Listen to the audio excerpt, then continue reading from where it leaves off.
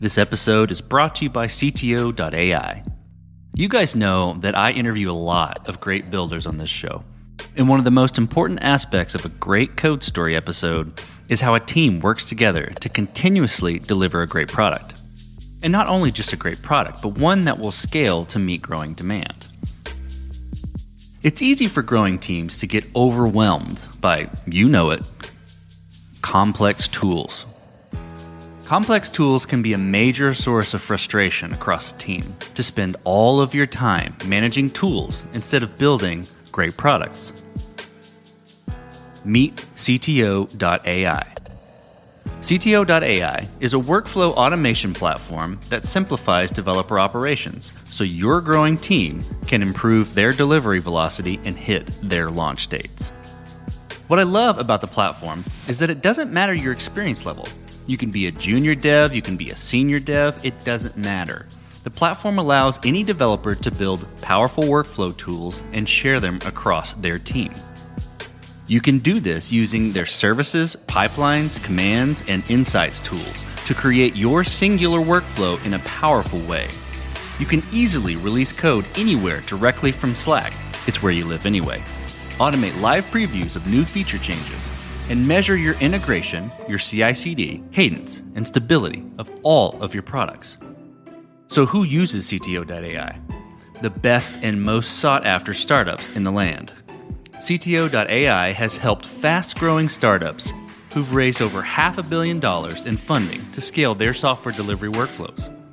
Find out how they can help your team workflow smarter, not harder, by visiting go.cto.ai/codestory. This episode is brought to you by Courier. Your application speaks to your users with notifications. But what do you do when your users each respond better to a different channel? Building the event triggers is annoying enough, but when you have to build templates for multiple channels, track deliverability and performance, and manage granular user preferences, you end up with overwhelming complexity that distracts your team from your core product. That's why Courier built its API and notification system as a service. Courier is the fastest way to design, manage, and orchestrate all of your application's notifications using a simple API. The UI is a powerful drag-and-drop editor to help you build and send templates over any channel while giving your users full control over their own preferences. Plugin providers like Twilio, SendGrid, Mailgun, and Firebase to send email, SMS, push, in-app, or even direct messages like Slack, WhatsApp, or MS Teams. Get started today with 10,000 notifications free every month. No credit card needed. Just go to courier.com/codestory. That's COURIER.com/codestory. But I remember I just wanted to create a simple web page that used React components. In particular, I was trying to build the web page that said, "Welcome to our company. Leave your email to get started." And I noticed that all that infrastructure was a pain to set up. You had to configure Webpack. You had to basically spend all this time just working on the meta problem instead of just your UI and your brand, the cool stuff that you want to share with customers. It's a very simple contract of you can get started with no configuration, and there's one command to develop and one command to build and one command to run the entire thing on your machine. My name is Guillermo Rauch, and I'm the CEO and co-founder of Vercel.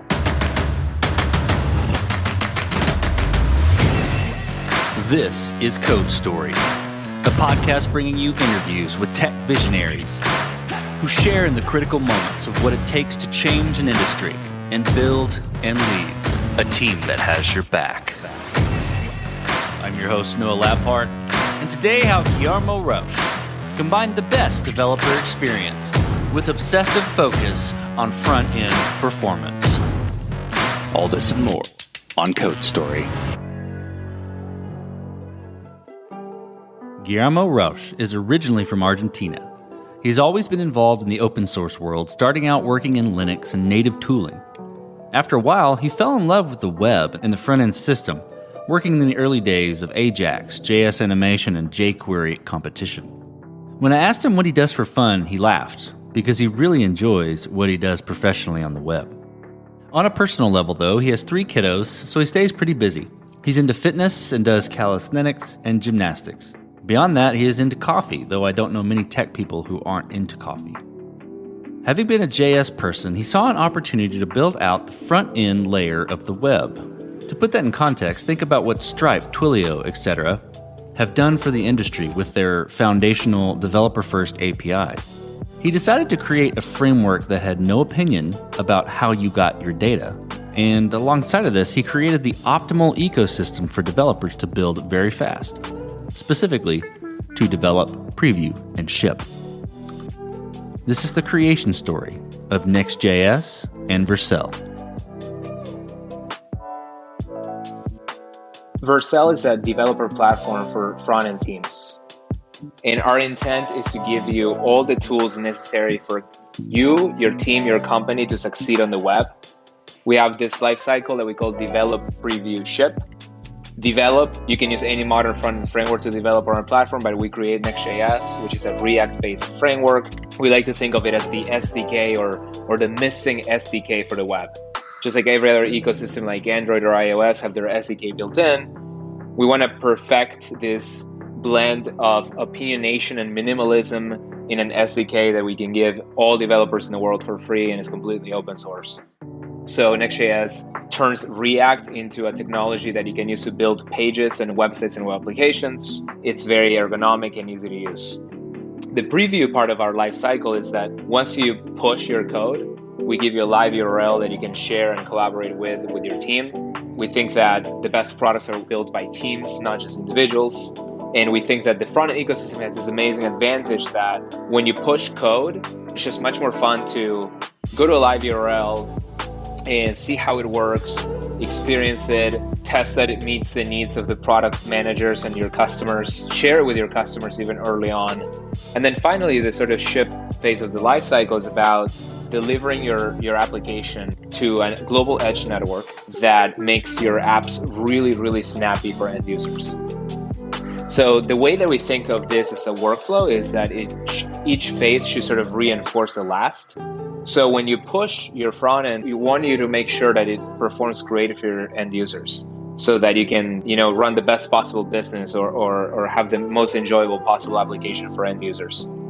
So we also have an analytics layer that informs the next step of development here. So when you ship your code, we measure it from the perspective of your end users, and we kind of give you the data that you can use to then develop, then preview, then ship, and make this process just a constant source of improvement for your applications.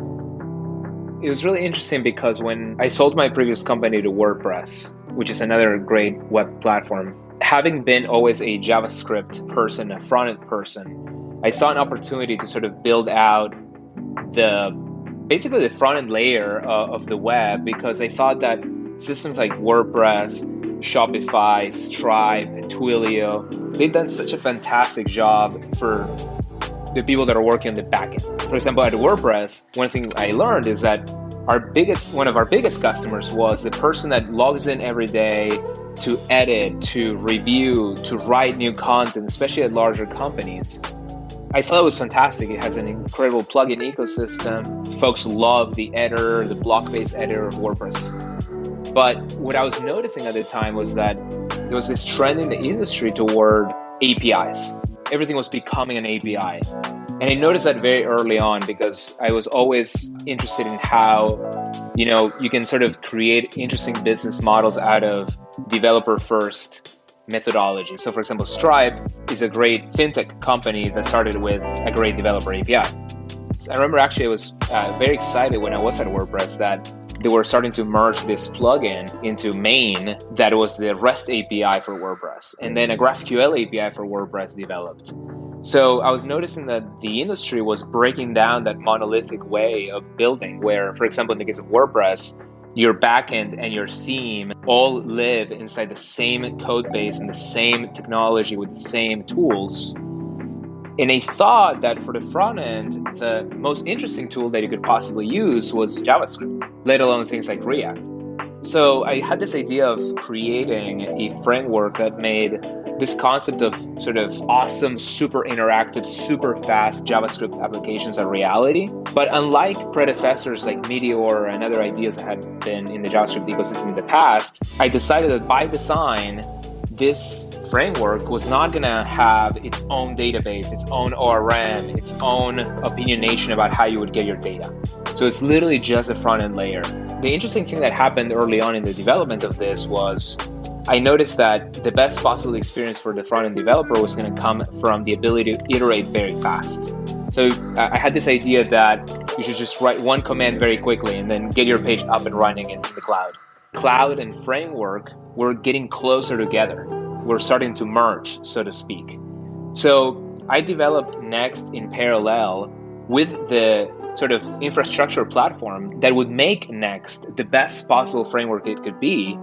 And it would also make the front-end developer not have to worry about all these things. Like I remember at the time, even just getting SSL up and running for a quick front-end project was a tedious task. We developed the framework and the cloud platform in parallel, and that turned out to be one of the biggest strengths of Vercel because, as I mentioned earlier, we give enterprises or teams all the tools that they need to succeed, from develop all the way to ship.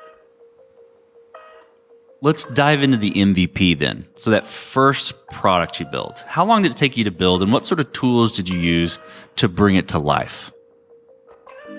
So one of the things that happened in the early days of the React ecosystem was that folks were sort of struggling with the idea of infrastructure, but on the compiler level, on the tooling level. So we had all these cool pieces of software that we could use to bring a React-based project to fruition. But I remember I just wanted to create a simple web page that used React components. In particular, I was trying to build the web page that said, "Welcome to our company. Leave your email to get started." And I noticed that all that infrastructure was a pain to set up. You had to configure Webpack. You had to basically spend all this time just working on the meta problem instead of just your UI and your brand, the cool stuff that you want to share with customers. That was our first opportunity. It was the MVP was this zero config framework. It wasn't all worked out perfectly in the beginning, but what we did have, which we maintain to today, is a very simple contract of you can get started with no configuration, and there's one command to develop, and one command to build, and one command to run the entire thing on your machine. We are one of the few open source serverless frameworks that can run in its entirety on your local machine or inside a container. The MVP was designed from a contract design type of thing. We knew what the boundaries of the system were. We knew the expectations of the simplicity of the ergonomics of the tool. And then we kind of started, we continuously, even until today, continue to improve the internals from those boundaries. And then on the cloud infrastructure side, a very similar thing happened. We knew that we wanted deployment to be as simple as git push or running one command, Vercel, and then you get a URL. But then we iterated on the infrastructure, and we continue to iterate on the infrastructure. We never really stopped changing the internals because we continue to improve them based on what frameworks need and what our customers need. But the boundaries have stayed the same. And one of the reasons that I bet on the web is I remember I was super excited about HTTP 2 back then. Now I'm really excited about HTTP 3. I figured that the hyperlink is the right boundary of abstraction for the cloud side. We didn't want a framework that spit out a binary to run in an app store. We wanted the developer to get a URL back from the system. So that is the same contract that remains until today. We just continue to improve the underlying infra. So from that MVP, how did you progress the product and mature it? And to give context to that question or shape, how did you build your roadmap and figure out, okay, this is the next most important thing to build with Vercel? From the outset, we launched in a very public way, and we wanted to get customer feedback as soon as we could. So it was very much built in collaboration with anybody that was interested in building anything with this new JavaScript and React technologies. I think us focusing on a niche in a way, even though that wasn't obvious or 100% conscious to us at the time, we were very focused in our audience. So we leveraged our existing audiences. I think something that was really interesting that we were doing differently at the time was Next.js was very focused on server rendering. I suppose it was almost like a contrarian thing because a lot of the JS ecosystem at the time was excited about single page applications. we evolved our framework and infrastructure a lot around what are these folks that need server rendering asking us. That ended up being very successful because a lot of the folks that gravitated towards Next are companies that were doing things in e-commerce or companies that wanted really good SEO. And the framework just fit really nicely. So being an open source project, the roadmap and the issue management and all that is very open. And I think we kind of constantly evolved it based on the feedback of users in the community, either from companies or even folks that were trying out the platform in its early stages to build, side projects. So how did you organize that feedback? What was your approach there? So a big part of it in the early days was just, attaining production grade quality. So one of my obsessions for a long time was, I want these tools to scale extremely well from, I have a single page that's on a domain that I'm publishing to something that scales to like billions of pages and the largest websites in the world. And a lot of that was sort of very conscious and designed from the outset. But in the early days, you kind of have to be realistic that there's only so much you can do, especially as a service. So we really worked hard on the fundamentals. How can we make deployment pipeline very reliable and reproducible? How can we make performance very predictable? How can we work up to a point where we can give our customers SLAs rooted in SLOs of availability and performance? So a lot of that was like building a very strong core. In fact, the way that this idea of this strong core, which we used to sort of share a lot internally in the beginning, was we didn't rush to add lots of features. People are surprised sometimes of some features that we decide not to include yet. And we tell you, hey, there's a user space solution for this, a user land solution for this. And that had to do with continuing to develop a very strong core. And that in many ways means saying no to very enticing features. Well, let's switch to team then. So how did you build your team? And what did you look for in those people to indicate that they were the winning horses to join you? I think one of the most interesting strengths of an open source first organization like ours is that we're able to recruit from folks that are using and or contributing to our software. So I think the vast majority of the initial hires came from that open source ecosystem. Many came from adjacent ecosystems that I had been already a part of, like MooTools, Socket.io, Mongoose, and other projects that I'd been involved with. Many customers came from those ecosystems as well. So that was kind of always the priority, is people that value developer experience greatly and are already immersed in the communities in which we develop our software. That makes a ton of sense. That is an interesting, I don't want to say byproduct, but a super interesting strength, maybe byproduct's the right word, of an open source community like that. This episode is sponsored by Imagely.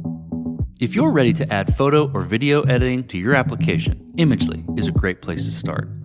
Imagely provides a software development kit that handles all the technology for adding photo and video editing right inside your application. Their SDKs are fully customizable and can match your app's look and feel and support all major platforms. Let users share beautiful photos or videos, create imagery for marketing campaigns, build photo books, or even automate design with templates. Their video and photo editor SDK is used by Shopify, Hootsuite, Shutterfly, and hundreds of other companies, helping them ship software faster. The Imagely Software Development Kit is the fastest way to add photo or video functionality to any application. Visit img.ly/codestory today to try the web demo. That's img.ly/codestory. This episode is sponsored by Routable. Are you interested in joining a team that encourages intellectual curiosity, problem solving, and openness? Not only that, but one that provides the support and mentorship needed to succeed, learn, and grow? Meet Routable. The team at Routable has built a world-class platform for modern bill payments, payouts, and invoicing. Routable helps companies speed up their business payments using a secure invoice and bill payment system. And not just for accounting groups, the company is solving problems for the CFO, controller, the accountant, and the developer. Routable is engineering-led and fully remote. They're looking for the best engineers and operators to join their team and drive forward their mission of removing the burden of business payments. To apply today, go to routable.com/about and click View Open Roles. That's routable.com/about. Check out Routable today and join a team who's changing the face of business payments. So let's flip to scalability. And you mentioned wanting to focus on this earlier. So I'm going to ask this as generically as possible because I want to see where you go with it.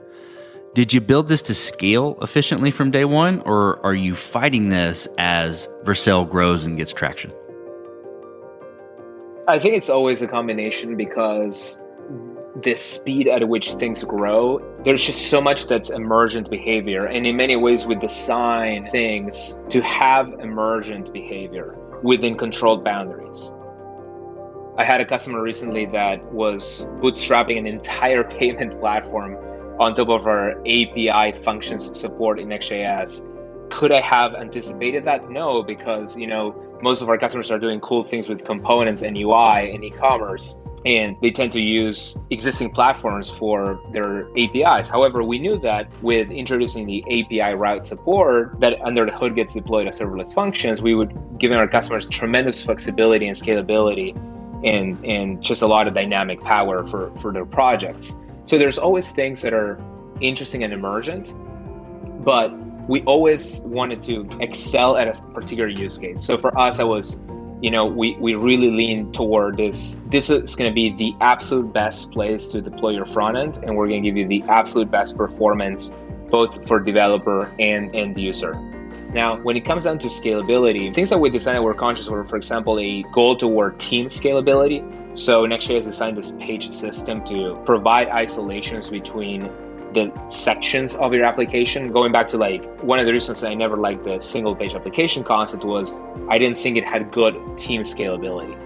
I didn't think that you could come in to a project, create a new entry point, and start adding complexity there that wouldn't add or slow down the rest of the application. It was much harder to do that with a single page application model.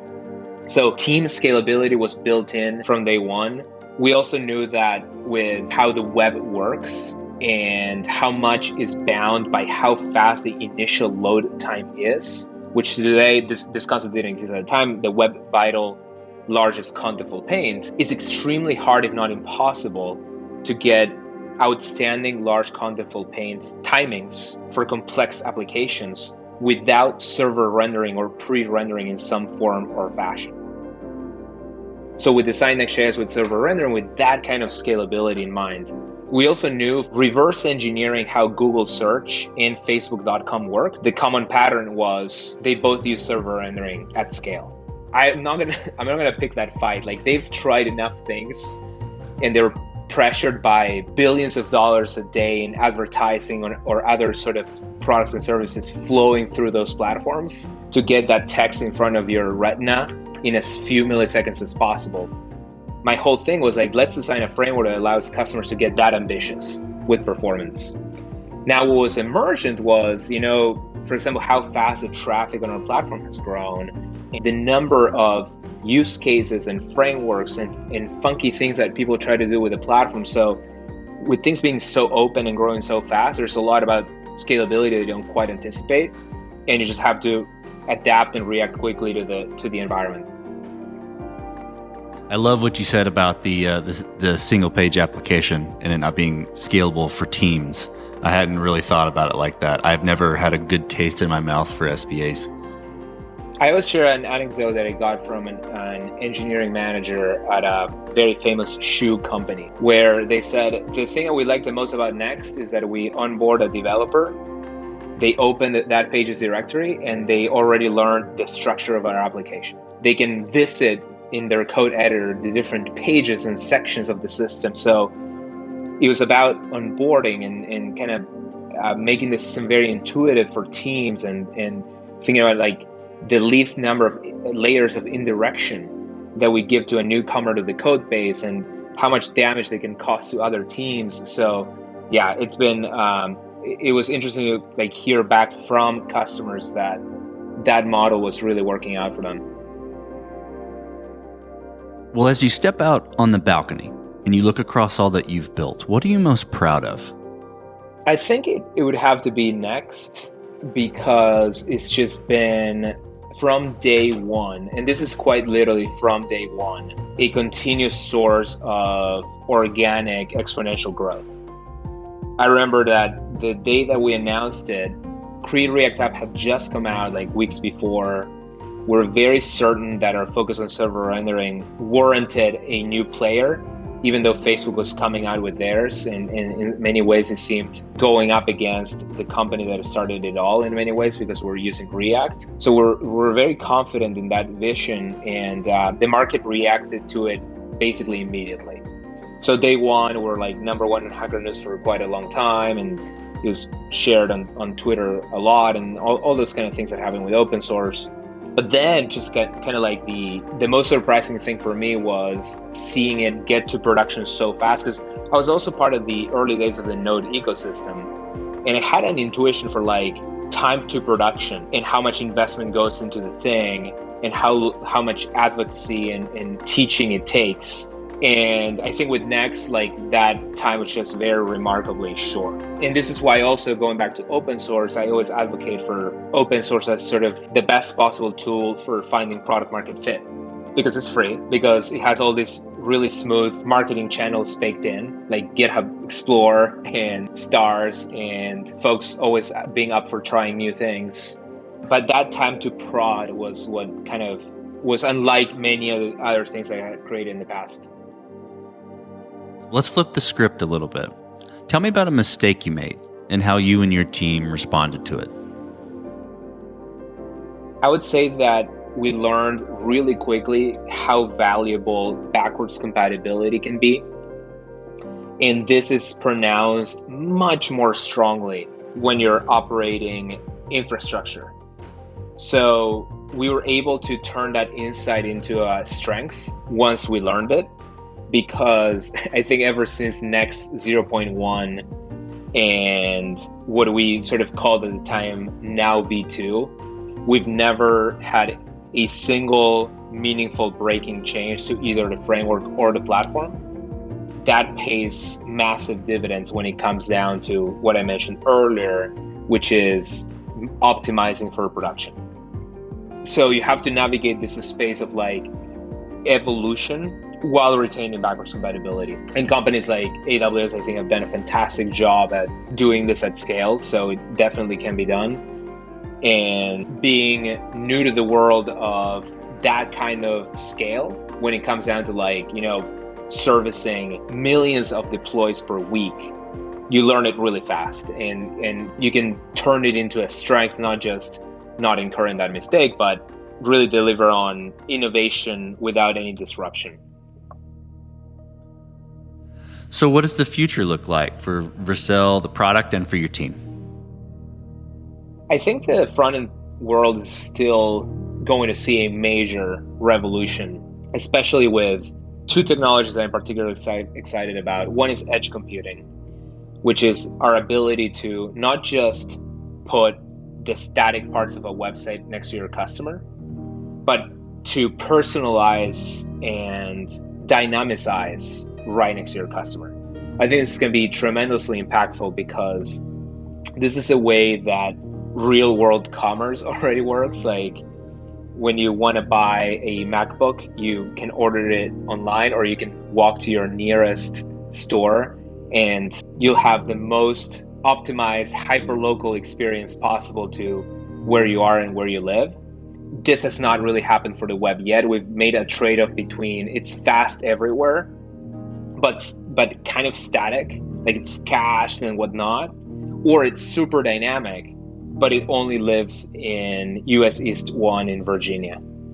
And this is kind of a false dichotomy, right? Like we can have the cake and eat it too. We can put the workloads everywhere in the world. We can be super fast, even when cold. And we can dynamicize without compromising availability. In other words, we can determine just in time for every visitor what to give them. And that can also be very fast and can come from a global distributed cache. So I think it's going to be a leap forward in terms of the infrastructure that we're giving developers.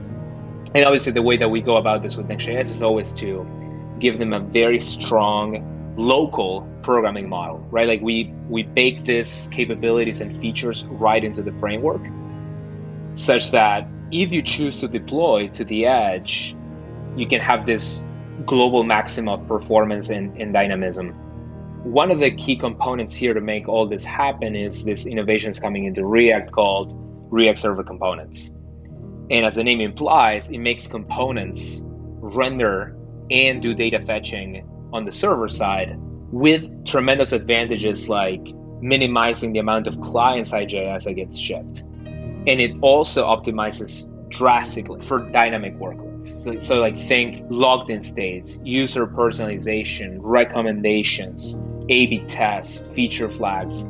These are all things that when I say them, they're either too foreign for folks that are just developing or even getting started with the web today, or if you're a very large enterprise or if you're in a super well-developed application and business, they sound daunting, or they're being shipped as client-side scripts that are slowing the web down. I think we have a great opportunity to demystify in many ways a lot of those technologies, right? Like Facebook actually became very prominent for their use of experimentation, right? Like everything that they ship, it's not a binary thing. It's like either not shipped or shipped. It's a gradient of, you're going to try out this new way of commenting or this new way of reacting.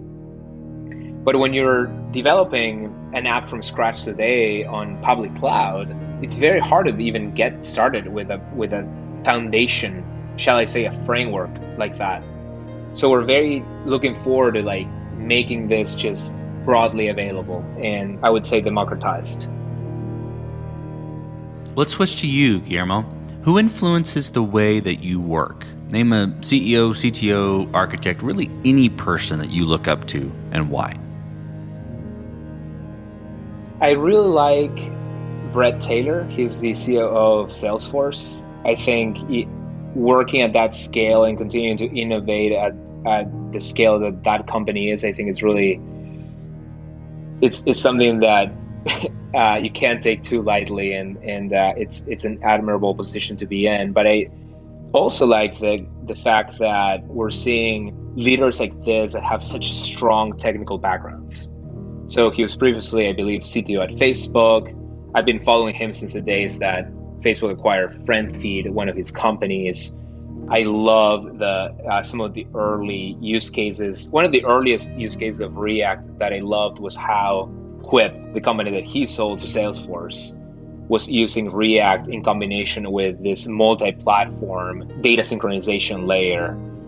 That ratio of like really knows their stuff to incredible execution on the business side of things. I think that's, I would put Bill Joy in that category as well. Co-founder of Sun Microsystems, but also inventor of VI, the best editor in the world, and also like early versions of the TCP stack, the BSD edition. So I look for that kind of completeness, kind of how, the best modern tennis player is an all-around multi-surface tennis player. Well, we talked about a mistake earlier, but a little bit different spin. If you could go back to the beginning, what would you do differently, or where would you consider taking a different approach?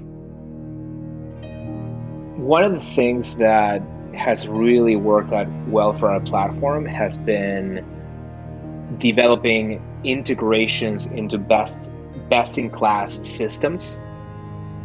So, for example, our big source of joy in our platform comes from our GitHub integration, where you install Vercel into your GitHub repo with just a couple clicks, and then we automatically deploy every push. We literally turn your existing workflow, which is code hosting, into front-end workflow with build and hosting baked in. It's like it becomes a Git on steroids. I think, and I regularly advise to double down on that. And I'm constantly trying to find new ways and new integrations that are possible. And I think going back, I just try to do that as soon as physically possible. And it's hard to obviously find out what the exact time would have been, but I would love to always put in a strong emphasis on that, and then doing my absolute best in becoming world-class at your sort of place in that ecosystem, like being just super aware of how those ecosystems shape up and where integration is a superior alternative to, in some ways, reinvention or re-implementation. Last question, Guillermo. So you're getting on a plane and you're sitting next to a young entrepreneur who's built the next big thing. They're jazzed about it. They can't wait to show it off to the world. Can't wait to show it off to you right there on the plane. What advice do you give that person, having gone down this road multiple times? I would say the boring answer continues to be just putting the customer at the 100% foremost priority. And the twist of that in our world of dev tools making is that the customer is obfuscated, because there is a customer that buys your tool and there is a customer that gets serviced by that tool. So I guess that's the kind of intellectually stimulating part of our job, I would say, is that you have two customers in mind. So I would say, if you think about one and not the other, you're in trouble, most likely. So that goes for companies that just focus on excellent DX, but they're not really moving the needle for that resulting UX, or vice versa. You might have the pinnacle of infrastructure prowess, for example, and yet how does a developer go about programming for that or implementing that? So if you have one and not the other, you could be in trouble.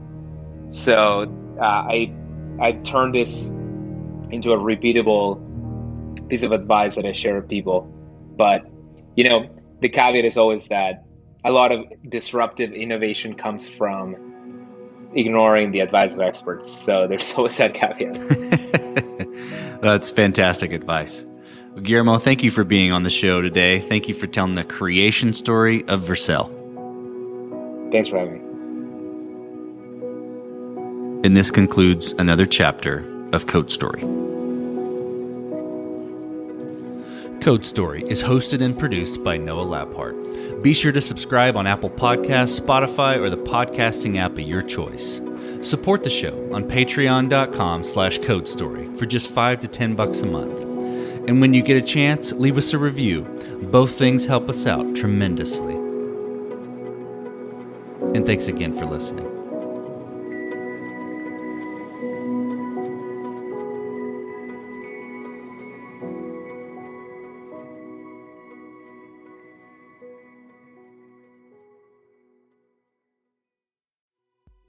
This episode of Code Story is sponsored by Cloudways.